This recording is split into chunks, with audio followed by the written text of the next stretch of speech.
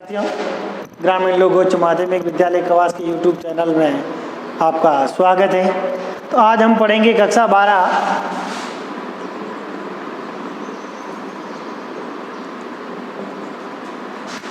आने वाले हिंदी का जो टॉपिक चल रहा था व्याकरण, और व्याकरण में अपना बिंदु था वो था अलंकार।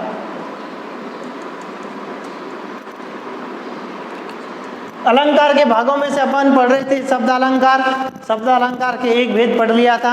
आज अपन पढ़ेंगे, पहला है यमक। क्या है यमक? यमक की हम परिभाषा की बात करते हैं तो सबसे पहली चीज अपन ये देखते हैं, ये कह रहा है कि काव्य पंक्तियों में जब एक शब्द की आवृत्ति दो बार हो, एक शब्द की आवृत्ति जब दो बार हो और प्रत्येक बार उसका अर्थ क्या हो, भिन्न हो, वहां कौन सा अलंकार होता है? अलंकार, यमक अलंकार होता है। तो अपन सबसे पहले लिखते हैं परिभाषा।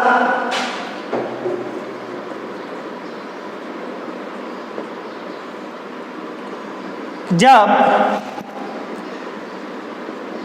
या काव्य में जब कोई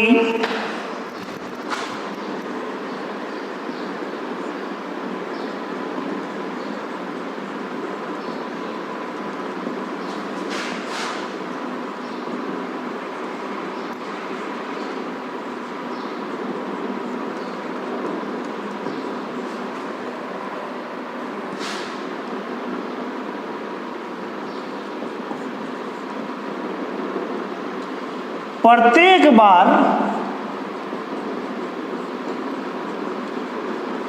अर्थ क्या हो, भिन्न अर्थात अलग हो।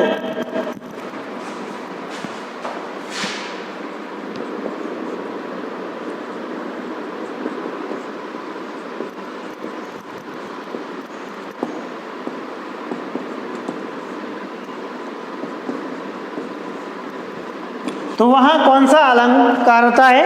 यमक। अब बात चल रही थी यह काव्य पंक्तियां हैं, अर्थात या तो कोई लाइन है, शब्द है, या काव्य पंक्तियां हैं, या काव्य में जब कोई शब्द या तो दो बार आएगा या दो से अधिक बार आ रहा है, तो सीधी सी बात है, अर्थ दो बार आ रहा है या दो बार से अधिक भी आ रहा है। लेकिन ये कह रहा है यमक अलंकार, ये कह रहा है कि प्रत्येक बार अर्थ क्या होना चाहिए, इसका भिन्न होना चाहिए, अर्थ हमेशा अलग होना चाहिए, तो ही अलंकार क्या हो जाए। नहीं तो एक शब्द की आवृत्ति बार बार अनुप्रास में भी हो रही थी, एक या एक से अधिक बार हो रही थी, तो ऐसा वही है। लेकिन इसमें ये कह रहा है कि अर्थ क्या होने चाहिए, शब्द दो बार आए भले ही तीन बार आए, लेकिन प्रत्येक बार अर्थ क्या होना चाहिए, भिन्न होना चाहिए, तो ही अलंकार कौन सा होगा, यमक अलंकार होगा।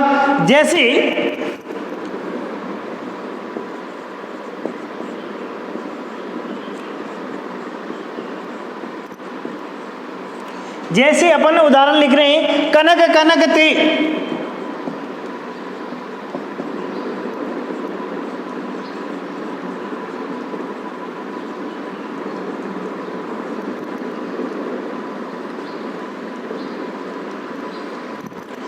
ते सु क्या, ते सौ गुनी मादकता अधिका है।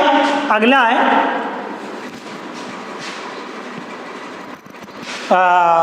या खाए,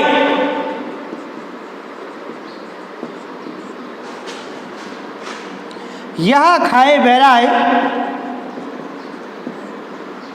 तो क्या, जग व पाए बहरा है।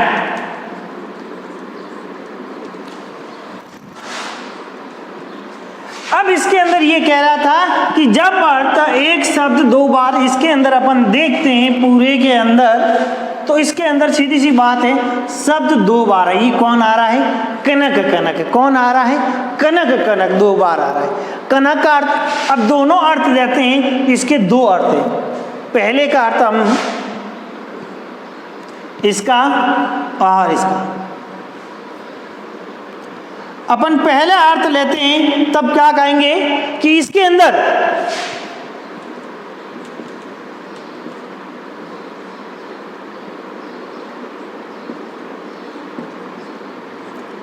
एक अर्थ सोना ले लो, एक अर्थ धतूरा ले लो, या इसका अर्थ सोना ले लो, इसका अर्थ धतूरा ले लो। बात वो की वही है। जब ये कह रहा है कि दोनों के अंदर नशा है, जब धतूरा है, व्यक्ति पीने से नशे से मंदमस्त हो जाता है, और यहाँ इधर अत्यधिक मतलब आय अर्जित करके, सोने को प्राप्त करके व्यक्ति क्या हो जाता है? मदमस्त या प्रसन्न हो जाता है। तो अर्थात यहाँ दोनों शब्दों के अंदर क्या अर्थ हुए? दोनों के अर्थ क्या हो गए? अलग अलग। दोनों के अर्थ क्या हो गए? अलग अलग। पहले का सोना, दूसरा धतूरा के रूप में। और उदाहरण नंबर 2 में लिखे काली घटा घटी।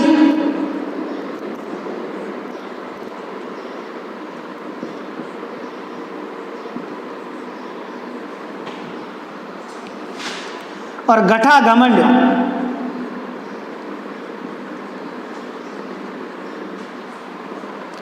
काली घटा घटी घटा घमंड। तो अर्थात घटा यहां कितनी बार आया है? 2 बार। यहां घटा का अर्थ हो जाएगा बादल, यहां अर्थ हो जाएगा अब घटी घटा घमंड। अर्थात घटा का जो घमंड है वो क्या हो गया? कम हो गया। क्या हो गया? कम। तो अर्थात यहाँ दोनों रूपों में, एक का अर्थ हो गया बादल, दूसरे का अर्थ क्या हो गया? कम। तो यहाँ भी कौन सा अलंकार है? यमक अलंकार। और नंबर 3 उदाहरण देखते हैं। नंबर 3 में अपन माला फेरत, ये कक्षा माला फेरत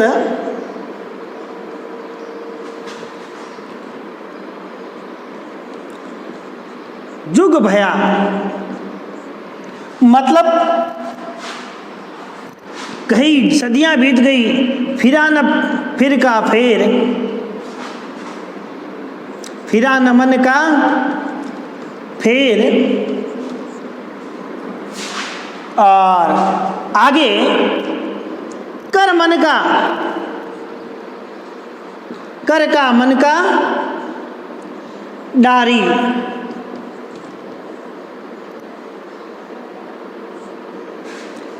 डारी दे मन का।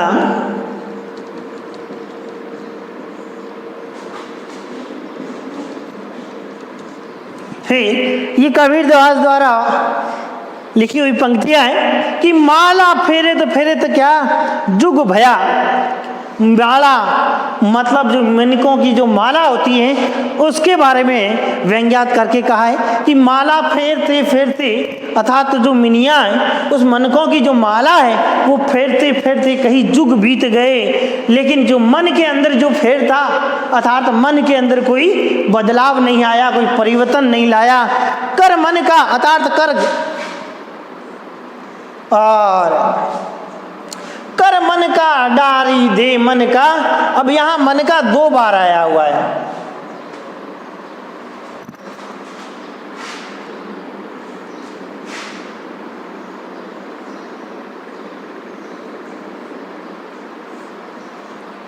अब यहां दोनों का अर्थ अलग अलग लोगे तो पहले का अर्थ क्या हो जाएगा? माला। पहले का अर्थ क्या हो जाएगा? माला। और दूसरे का अर्थ होता है अंदर। दूसरे का अंदर क्या ले लोगे?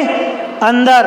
अर्थात कर यानी हाथों के, जो मन का यानी माला का डारी दे, हाथ में लेकर दे मन का फेर, अर्थात मन को परिवर्तन करने का प्रयास किया, लेकिन अंदर से जो मन है वह नहीं बदला हुआ। बाहरी मन तो हो गया लेकिन अंदर से मन के कोई बदलाव नहीं आया। तो इस प्रकार से ये 3 उदाहरण हैं करने हैं। और चौथा उदाहरण अपन लिखते हैं, वो है उदाहरण नंबर 4।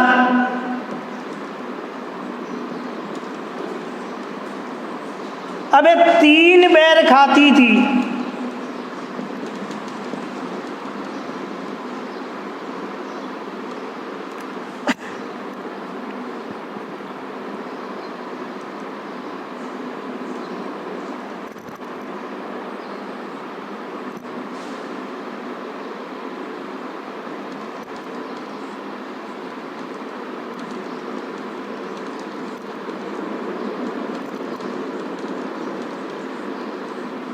वह 3 बेर खाती, वह क्या करती, 3 बेर खाती, 3 बेर खाती थी, वे 3 बेर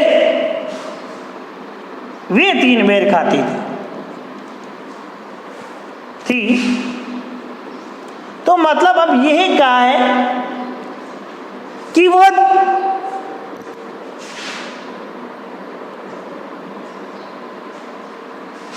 3 बेर खाती थी, वे 3 बेर खाती थी। अब यह 3 कितनी बार आ गया, 2 बार, कितनी बार आ गया, 3। अब यहां इस बेर का अर्थ, ये 3 अर्थात तीनों का अर्थ।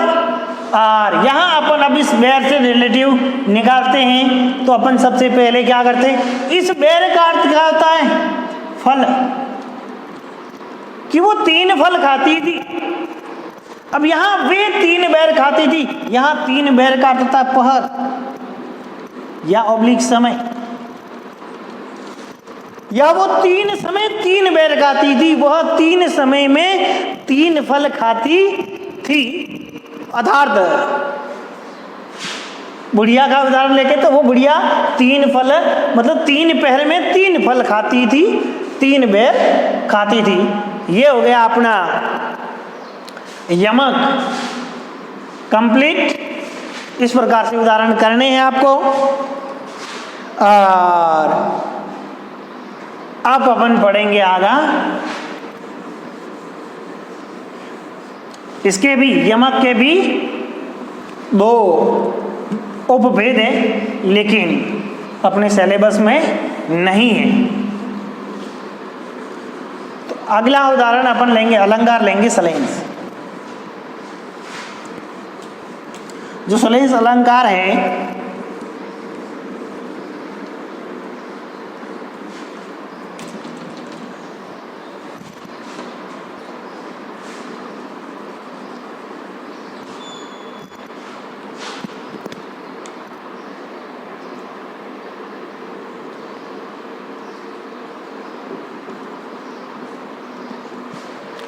अब इसकी परिभाषा की बात करें तो परिभाषा ये कह रही है कि जब वाक्य में, जब क्या, वाक्य के अंदर शब्द एक बार आए।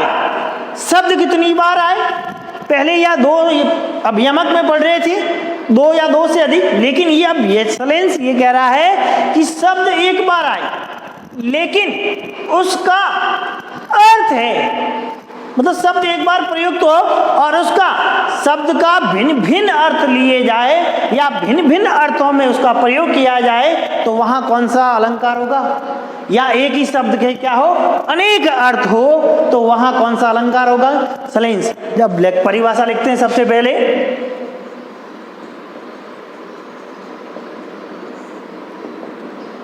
परिभाषा में सबसे पहले अपन लिखेंगे कि जब वाक्य में शब्द केवल एक बार, कितनी बार,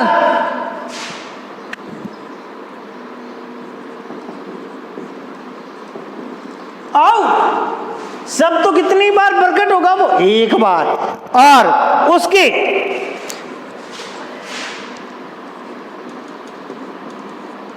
अनेक अर्थों में,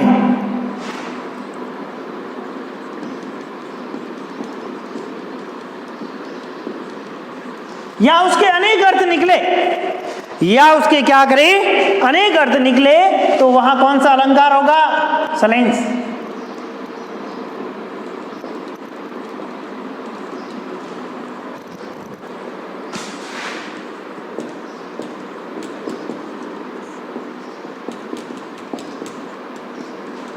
वहां कौन सा अलंकार होगा?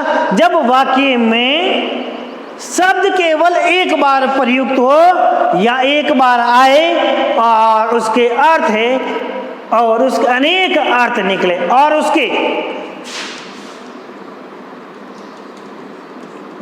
उसके अनेक अर्थ निकले, तो वहां कौन सा अलंकार होगा? तो वहां श्लेष अलंकार होगा। उसके अनेक अर्थ निकलते हैं या अनेक अर्थ निकले, तो वहां कौन सा अलंकार होगा? श्लेष अलंकार होगा। अब उदाहरण की बात करें। अब उदाहरण में सबसे पहले अपन इस उदाहरण को लेते हैं। तो देखो, पानी गए न उबरे, पानी गए न उबरे, मोती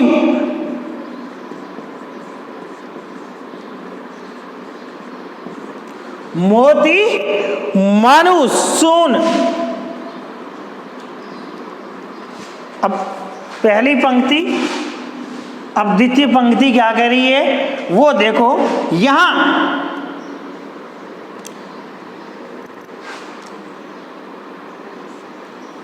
पूरी हो गई। तो अपन इसके अंदर पानी के अर्थ देखते हैं। एक तो मोती, मानुष और सुन, तीनों अर्थ। पानी गए न उबरे, मोती, मानुष, सुन। अब इस तीनों के अर्थ लेने, किसके? मोती, मानुष और सुन। और एक शब्द का, किसका? पानी। अब यदि पानी का संबंध अपन इस मोती के साथ में बताएं, दूसरा यही कह रहा है, इस पानी का संबंध अपन को किसके? मनुष्य के संबंध में बताना है। और तीसरा, इस पानी का संबंध किसके साथ बताना है? इस सून के साथ में। तो पहला पानी वही है, पानी वही है। यदि आप मोती के अंदर लोगे तो इस पानी का अर्थ क्या हो जाएगा? इस पानी का अर्थ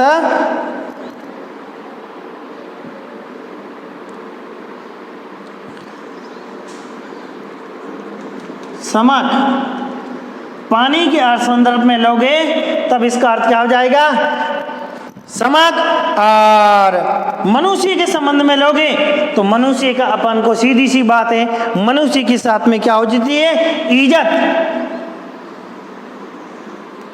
मनुष्य से जोड़ोगे तो अर्थात पानी गए न उबरे, अर्थात मनुष्य अपनी इज्जत के लिए क्या नहीं कर सकता है? उसको बचाने के लिए भरपूर प्रयत्न कर सकता है। और मोती को क्या? मोती में हमेशा क्या होती है? चमक पैदा होती है, चमकाया जाता है और मनुष्य अपनी इज्जत को बनाए रखता है। या मनुष्य हमेशा किसके?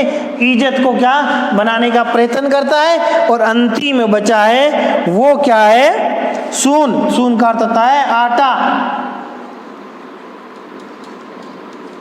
अब देखो, पानी तीनों, मोती को चमकाने के लिए भी पानी की आवश्यकता रहती है और मनुष्य को अपार्थ इज्जत पाने के लिए भी इस पानी की जोड़ा है। और आटे के संबंध में भी इसको जोड़ा है कि इसके साथ भी इसका पानी प्रयोग किया जाता है। उदाहरण नंबर 2,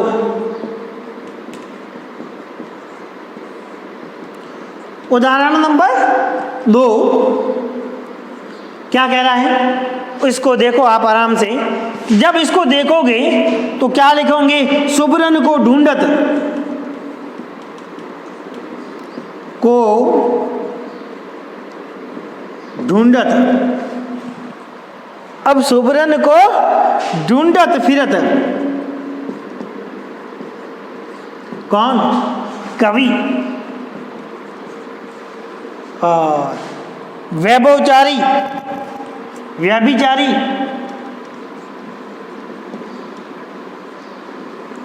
और चोर।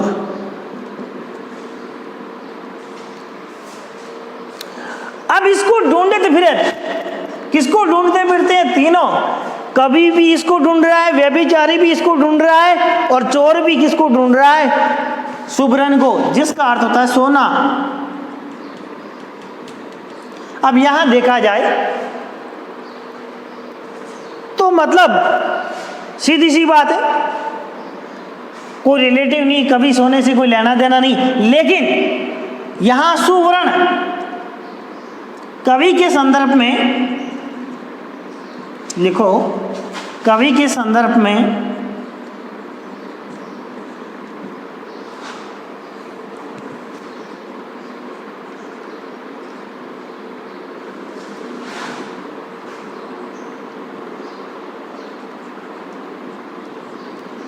सुवर्ण क्या हो जाएगा? अक्सर कवि के संदर्भ में लोगे तो कवि हमेशा क्या ढूंढता है? अचेय वर्ण। कवि क्या ढूंढता है? अचेय वर्ण।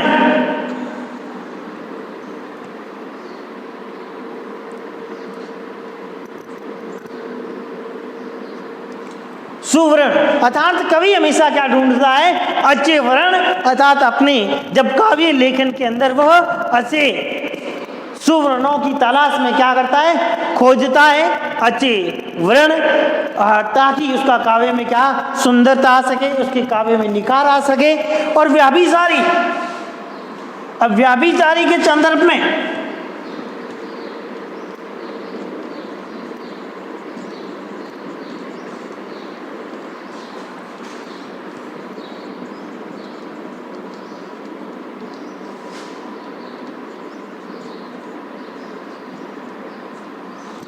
अब इस सुवर्ण का अर्थ लोगे तो व्यभिचारी के अंदर क्या हो जाएगा? सुंदर रूप है। क्या हो जाएगा? व्यभिचारी हमेशा क्या ढूंढता है? सुंदर रूप। और यदि इस शोर के अंदर यदि सुवर्ण को लोगे तो सोना क्या आ जाएगा? सोना। तो शोर के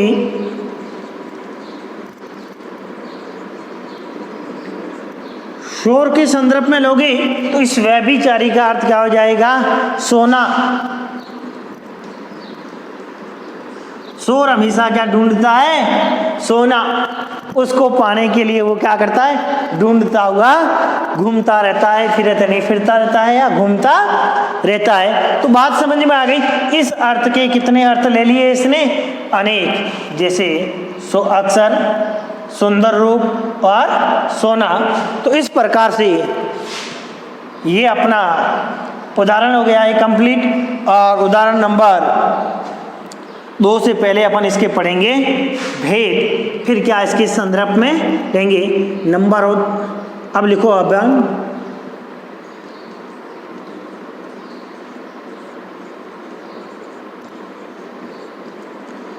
भेद साहब। अब सलेंस के क्या पढ़ेंगे अपन? भेद।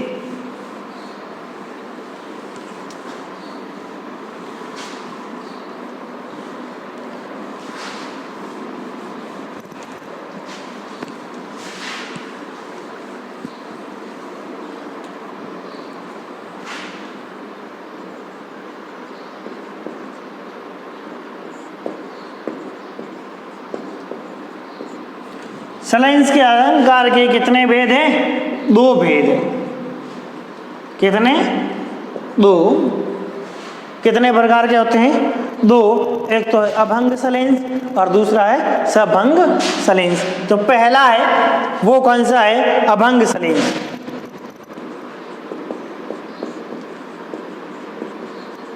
कौन सा अलंकार है? अभंग सलेंस अलंकार। अब इसकी परिभाषा की बात की जाए तो परिभाषा के अंदर अपन सबसे पहले क्या देखेंगे कि जहां शब्द के टुकड़े किए बिना ही उसके अर्थ प्रकट कर दिया जाए, अर्थात शब्द को बिना तोड़े हुए ही, जैसे अपन ने पानी के अर्थ लिए थे, बिना तोड़े हुए भी उसके अर्थ को अपन ने क्या कर लिया था? अर्थ निकाल लिया था।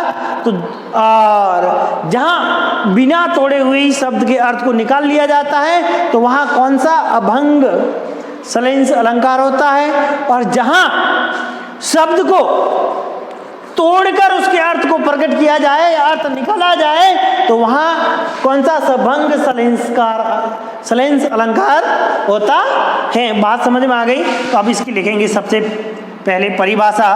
तो इसकी परिभाषा जहां शब्द को या के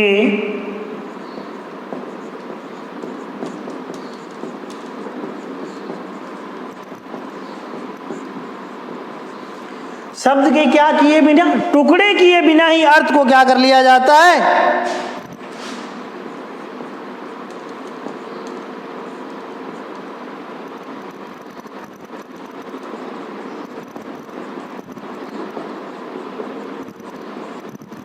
निकाला जाता है।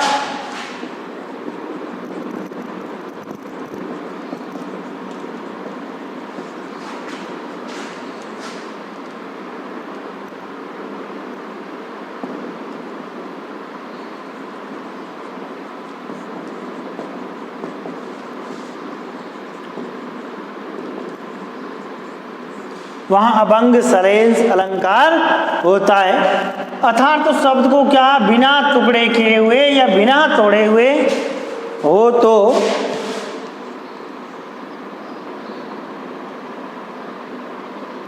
होता है बस। अब उदाहरण की बात करें, उदाहरण के अंदर सबसे पहले ये चीज अपन नोट कर लेते हैं कि उदाहरण अपन ने जो ऊपर देखा था पानी, इस पानी को या सुबरन को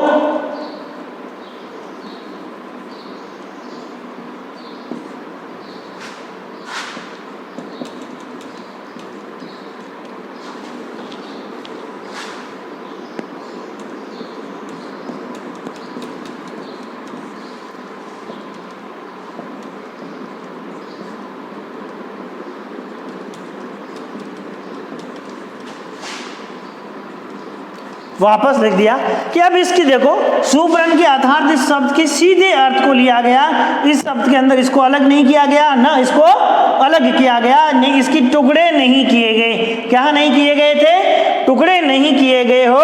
वहां कौन सा अलंकार होता हो? अभंग सलेंस अलंकार। और जब इसकी बात समझ में आ गई, यही इसका उदाहरण है, यही इसका क्या है उदाहरण की इसके क्या नहीं किए गए थे, इस उदाहरण के टुकड़े नहीं किए गए थे। क्या नहीं किए गए थे? टुकड़े। अब अगला उदाहरण देखेंगे अपन टुकड़े कैसे करते हैं वो भी देख लेंगे। तो अपन उदाहरण अगला नंबर 2 सभंग सलेंस अलंकार।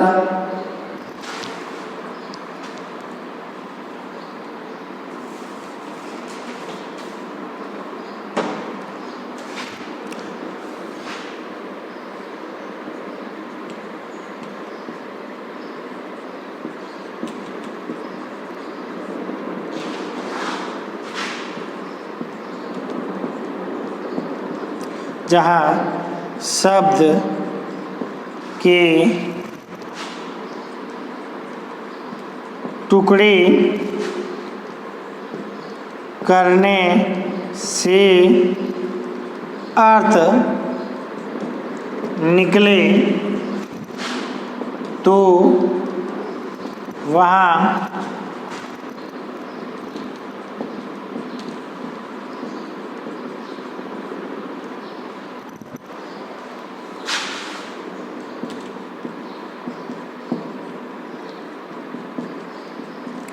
कौन सा अलंकार होता है?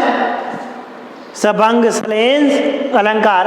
अब ये क्या कह रहा है कि जब इसके शब्द के क्या नहीं किए जाए, टुकड़े नहीं किए जाए, और यदि आप टुकड़े नहीं करोगे तो उसका अर्थ क्या नहीं निकल पाएगा, उसका अर्थ स्पष्ट नहीं निकल पाएगा। उसके टुकड़े करके जब आप अर्थ देखोगे तो अर्थ के 2 अर्थ निकलेंगे, अन्यथा नहीं निकलेंगे। लेकिन जब अब इसका उदाहरण लेते हैं तो उदाहरण बहुत बड़ा इम्पोर्टेंट है, जिसके अंदर बहुरी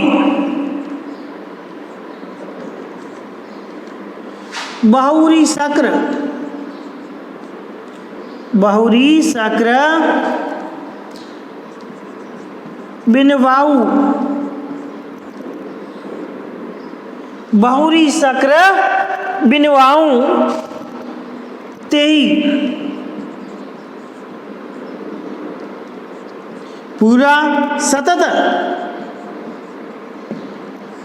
संतत क्या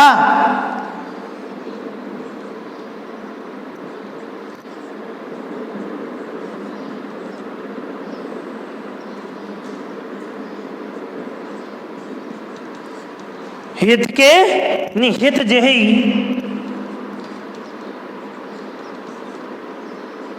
अब ये क्या कह रहा है, इस सुरानिक के कितने अर्थ लेने हैं अपन को। इस शब्द सुरानिक है कि बहुरी शक्र बिनवाऊं ते ही सतत सुरानिक हित जेही।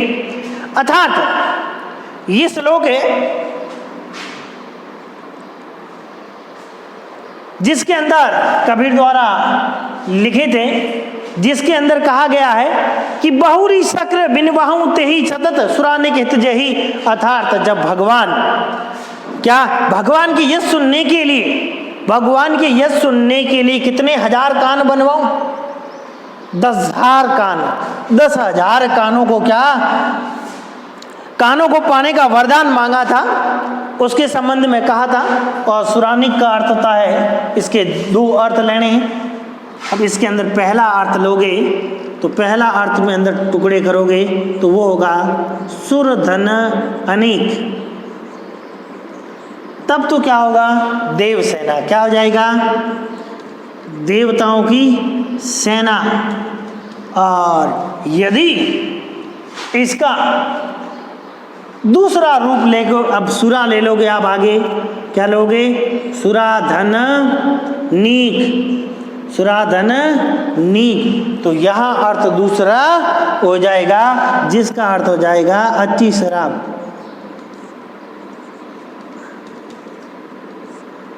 क्या हो जाएगा, अच्छी शराब। तो बात समझ में आई। इस प्रकार से अपने श्लेष और यमक अलंकार दोनों क्या होते हैं, कंप्लीट। और नेक्स्ट वीडियो में अगले अलंकार पढ़ेंगे।